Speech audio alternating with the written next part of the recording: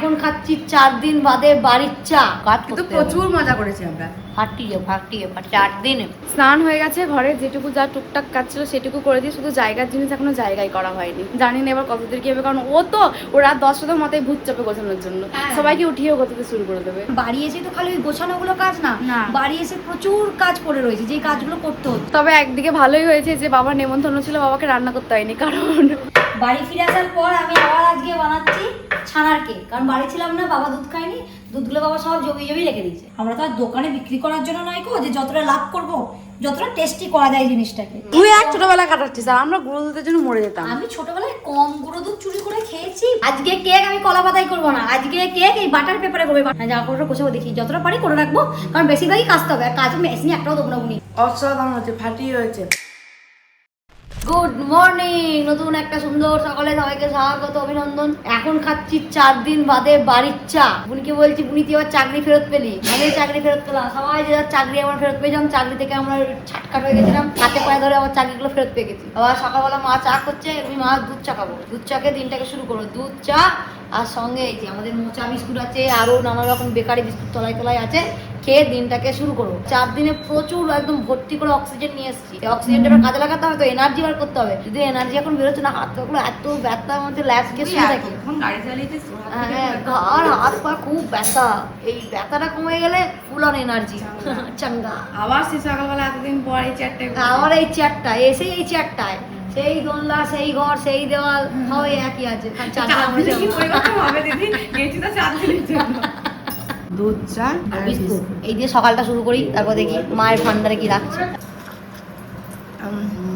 সেই মায়ের হাতের চা 4 দিন পর চা খেয়েছি, খুব ভালো চা খেয়েছি। একটা দোকানে খুব ভালো চা পাওয়া যাচ্ছিল, দিদি এনেছিল ভোরবেলা গিয়ে, ওটা খুব ভালো। দিদির হাতের চা তো খুবই সুন্দর, কিন্তু মায়ের হাতের চা খুব সুন্দর, সেটা অনেকদিন পর খাচ্ছি। দিদিরা খুব ভালো চা খাচ্ছিল, দারুণ মন বলেছে, অনেকটা করে খাচ্ছিলাম তো মনটা পড়ে যাচ্ছিল। মা? মায়ের চা ঘুরে এসে কেমন লাগলো আবার নিজের ডিউটি? দারুণ। কাজ না করলে ঘুরবো কি করে, আমার বক্তব্য। কাজ না করলে ঘুরবো কি করে, কাজ কিন্তু করতে প্রচুর মজা করেছি আমরা। ফাটিয়ে 4 দিনে যাওয়ার আগে কত প্রিপারেশন, এই গোছানো সেই গোছানো, ওই করা সেই করা, এই গুছিয়ে রাখা, ওই কাজ মিটিয়ে রাখা। 4টে দিন চোখের নিমেষে বেরিয়ে গেল। কখন সকাল হলো আর কখন রাত হলো বুঝতেই পারলাম না। জেঠুমনি মালদা গেছিল, মালদা গিয়ে আম সত্ত্ব নিয়ে এসছে। দাবাই কালকে যখন আমরা বাড়ি আসছি, আম সত্ত্বটা আরো শক্ত ছিল, প্যাকেট করে দিচ্ছে, বলছে এটা নিয়ে খাবি। আমি যেটা আম সত্ত্ব, আমি প্রথমে বলছি গাছের ছাল কোনো, আমি সকালে ভিজে পেট খারাপ বলে খেতে দিচ্ছে, দিয়ে বলছে না রে এটা আম সত্ত্ব, এটা খেয়ে এটা আসল আম সত্ত্ব।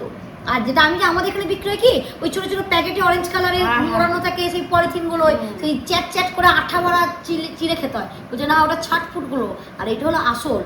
তাহলে খেয়ে দেখি, শুধু আমটা, এটা গুড় চিনি, শুধু আমটাই।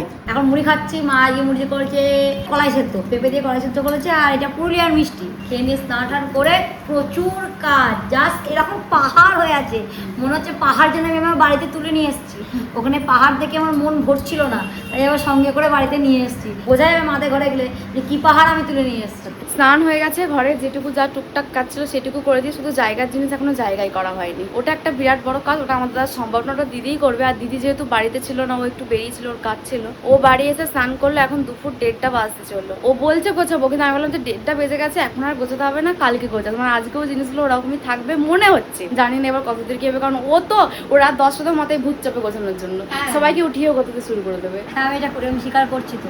তবে এই দুদিন প্রচুর মজা, মানে বলে বোঝানো যাবে। বাড়ি এসে 2 দিন একটু সময় লাগবে, হ্যাঁ সময় লাগবে, সমস্ত কিছু গুছিয়ে। কারণ বাড়ি এসে তো খালি ওই গোছানোগুলো কাজ না, বাড়ি এসে প্রচুর কাজ পড়ে রয়েছে, যে কাজগুলো করতে হচ্ছে। কারণ এতদিন না থাকার ফলে প্রচুর কাজ জমে গেছে। বাবা বলছে হ্যাঁ রে তোরা কত কাজ করিস, এই 2 দিনে আমি খালি ঠাকুরকে জল দিয়েছি, আর রান্না বাবাকে করতে হয়নি। মাসিমণিদের বাড়ি, বড় বাড়ি নেমন্তন্ন ছিল, বাবা খেয়ে নিয়েছে। আর যে বিছানাটাই শুয়েছে শুধু সেই বিছানাটুকু পাল্টেছে, ব্যাস। মানে বালিশগুলোকে তুলে নিয়েছে, বিছানা চাদরও পাল্টানো নয়, কিচ্ছু নয়, বিছানা ঝাড়াও নয়, ঝুড়িও নয়। এই বাবার প্রচুর কাজ হয়ে গেছে। আর মা ফ্রিজে খাবার দেখিয়ে দিয়ে গেছিলো, মানে মুখরোচক খাবার, সেগুলো বাবা বার করে, বাবা তো নেমন্তন্ন ছিল, কারণ বাবার মাসিমণি বাড়ি আর বড় বাবার নেমন্তন্ন ছিল। মা বলে তোমার তো ভালোই হলো, বউনে এখন অভাবে ফিল করতে পারলে না, নিজে তো রান্না করতে হলো না, শালির বাড়ি আর বৌদির বাড়ি খেয়ে বেড়ালে। আমরা নিমন্ত্রণ করেছিল, ভালো হয়েছে, কি করবো, বাবা আমরা ভালোই হয়েছে, হাত পাল্টেছে দুদিন, মায়ের হাতে রান্না খেয়ে বাবা হ্যাঁ হয়ে গেছিল, বাবা শুধু হাত পাল্টে খেয়ে এলো। তবে একদিকে ভালোই হয়েছে যে বাবার নেমন্তন্ন ছিল, বাবাকে রান্না করতে হয়নি, কারণ বাবা যদি রান্না করতো, তার বাবা রান্না করতে কিন্তু খুব ভালো পারে, কিন্তু বাবা আমরা বাড়িতে থাকলে কিছু একটা করে খাওয়ালো সেটা ঠিক আছে, কিন্তু বাবা যদি এই 4 দিন ধরে রান্না করতো, তারপরে রান্নাঘরের যে অবস্থা করতো, আমার মা অতদিন 4 দিন ওখানে ঘুরে আমার মায়ের অত শরীর খারাপ করেনি, যা বাড়ি আসার পর রান্নাঘর থেকে আমার মায়ের শরীর খারাপ হয়ে যেত, যে রান্নাঘরের এই অবস্থা করে ছেড়েছে তোর বাবা। আমরা থাকাকালীন বাবা রান্না করবে না কেন, বাবা খালি খুন্তিটা নাড়ে, বাকি সব পরিষ্কার আর আমরা মা বা আমি বা বুনি করে দেয়। আর মা চলে গেছে, বাবা যদি রান্না করে খায়, ওখানেই ফ্যান গিলেছে, ওখানেই পড়েছে, ওখানেই সবজির কষা, ওখানেই জলের বোতল উল্টে পড়ে আছে। আমার মা যাওয়ার আগে চুলটা এতটুকু করে গেছিল না, টেনে ছিঁড়েছে এতটুকু করতো যদি বাবা রান্না করতো।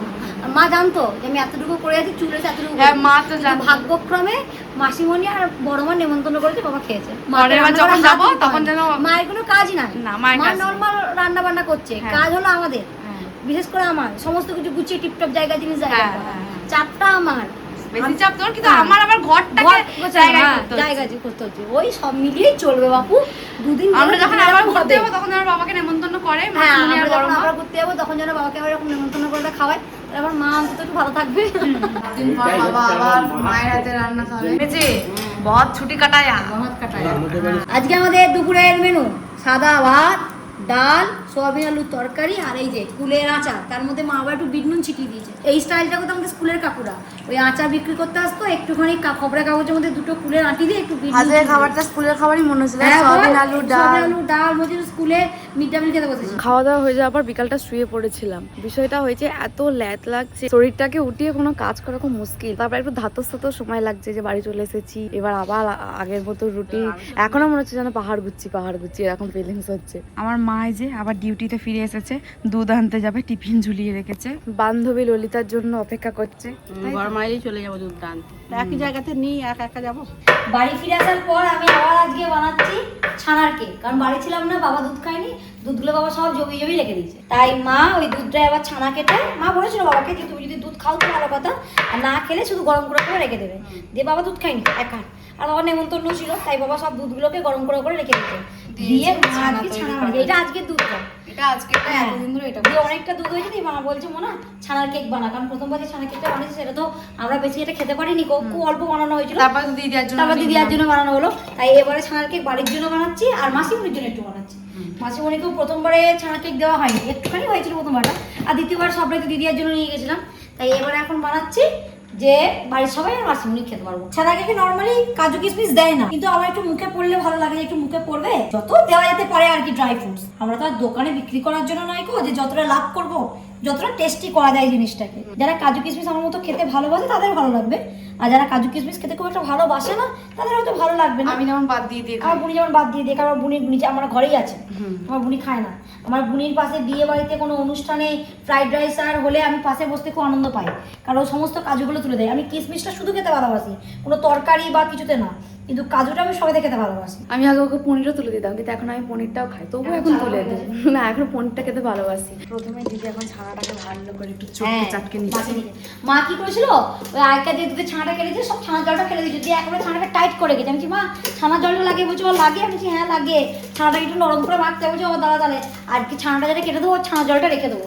যে ওই ছানার জলটা আজকে ছানার জলটা রেখে দিয়েছে। দিদি এখন আমুল দুধ দিয়ে হ্যাঁ মাখছি, আর আমার বুনি চেটে চেটে খাবে, কিন্তু চেটে খাবি। এদিকে আমুল দুধ আমি নিয়ে চেটে চেটে খাচ্ছি। হ্যাঁ, কারণ গুঁড়ো দুধ কি হয়, খুব গলায় লেগে যায়। হুম, গুঁড়ো দুধ প্রচন্ড গলায় লেগে যায়। কারণ দাদু খুব দেখে গুঁড়ো দুধে সব খেলে, বলে তোরা নিয়ে এরকম করে দিয়ে দিবি, ওরা গলায় লেগে যাবে। গুঁড়ো দুধ খাবি একটু, খাবে মা, খাবি একটুখানি গুঁড়ো দুধ খাবে? নাও, খাবে না গুঁড়ো দুধ। তুই এক ছোটবেলায় কাটাচ্ছিস, আর আমরা গুঁড়ো দুধের জন্য মরে যেতাম। আমি ছোটবেলায় কম গুঁড়ো দুধ চুরি করে খেয়েছি, প্রচুর ছোটবেলায় আমি গুঁড়ো দুধ চুরি করে খেয়েছি। আর ও গুঁড়ো দুধই খেতে চাইছে না, খায় না, ছোটবেলায় ও বড় হয়ে গেছে, ও খায় না। নিয়েছি অনেক ভাবনা চিন্তা করার পর, কিন্তু একদম আস্তে আস্তে খাবি, জোরে জোরে টেনে নিবি না, একটু একটু জিভ দিয়ে দিয়ে খাও, একটু একটু। হ্যাঁ, দিদিয়ার জন্য চিনি দিয়ে বানিয়ে নিয়ে গেছিলাম, কিন্তু এই প্রথমবার গুড় দিয়ে বানিয়েছিলাম, আবার এবারে গুড় দিয়ে বানাবো। দিদি এত সুন্দরভাবে চটকেছে, মনে হচ্ছে যেন পুরো ক্ষীর। মনে হচ্ছে এটাকেই খেয়ে নি না, জিভে জল চলে আসছে, আর স্মেলটা এত ভালো বেরিয়েছে, তাই না বল বুনি? দারুণ স্মেলটা, দারুণ বেরোচ্ছে। এখন মনে হচ্ছে পুরো ক্ষীর। হ্যাঁ। অনেকদিন ক্ষীর খাই না, কিন্তু ক্ষীর খাবো। বানাবো দাদা, সন্দেশ বানাবো একদিন। হ্যাঁ, বানাবি তো। এটা কি দেবো তোকে? চামচ দিয়ে একটা কুচিয়ে এটা বানাবো, ঘিটা চামচ, এই যে ঘি দিয়ে দিচ্ছে।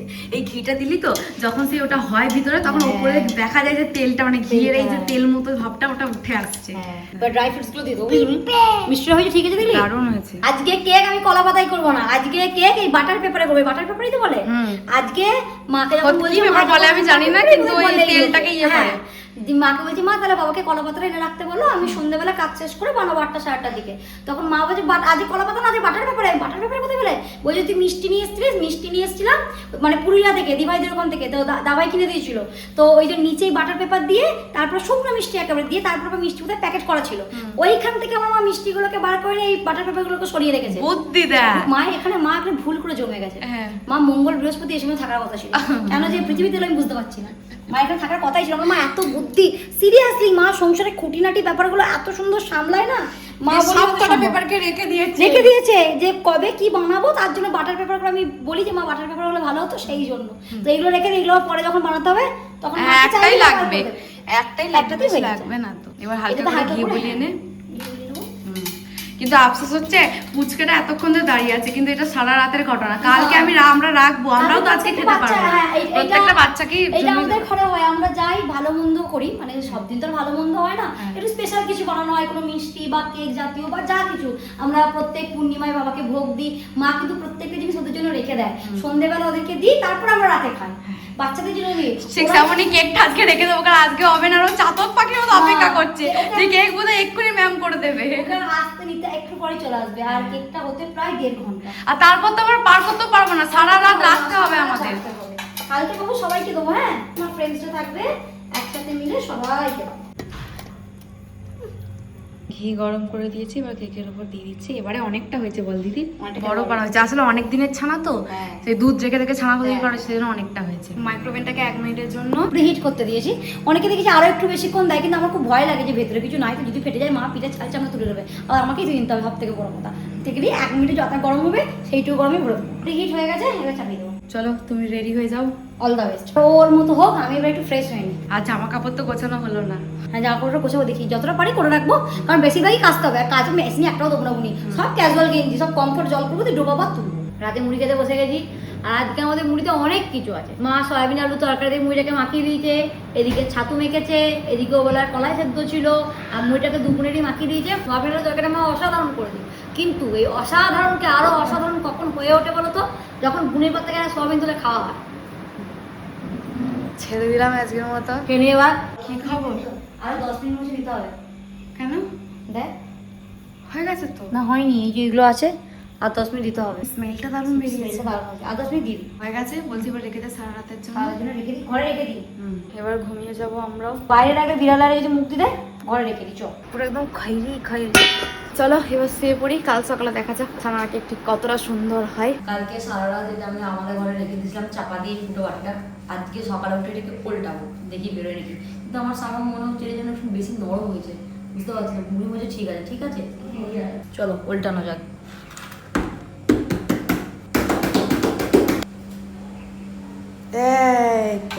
হয়ে গেছে, রেডি। তো এটাকে পিস করতে হবে। Happy birthday to you. সকাল সকাল হ্যাপি বার্থডে করতে বসেছি। তুমি গিফট দেয়, এটা মনে এই জন্য গিফট পাবো। কেকই খেলাম না, এখনো গিফট দেবো। আর কেকটা এত সুন্দর, খয়েরি আর নরম নরম, দেখে আমার এত লোভ লাগছে, জিভে জল আসছে। সকালে এখনো চা খাইনি না, তাড়াতাড়ি কাট দিদি, একটুখানি খাই। চা খাসনি সকালে? তাতে কি হয়েছে, আমি আজকে কেক খাবো। চলো খেয়ে দেখা যাক। এতটা সফট,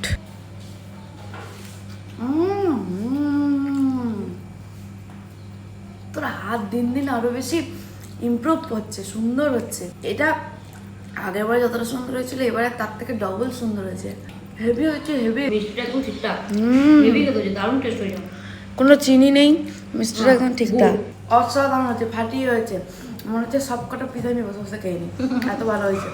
সকালে খাবো না, কিন্তু বেলায় আমি যে কতগুলো পিস খাবো তার কোনো ঠিক নেই। আমার তুমি একদিনই শেষ করে দেবে। ছানার কেকের রেসিপি এই পর্যন্তই। তো চলো আজকে ভিডিও এই পর্যন্তই। তোমরা সবাই খুব ভালো থেকো, সুস্থ থেকো, সবাইকে ভালো থেকো, টাটা।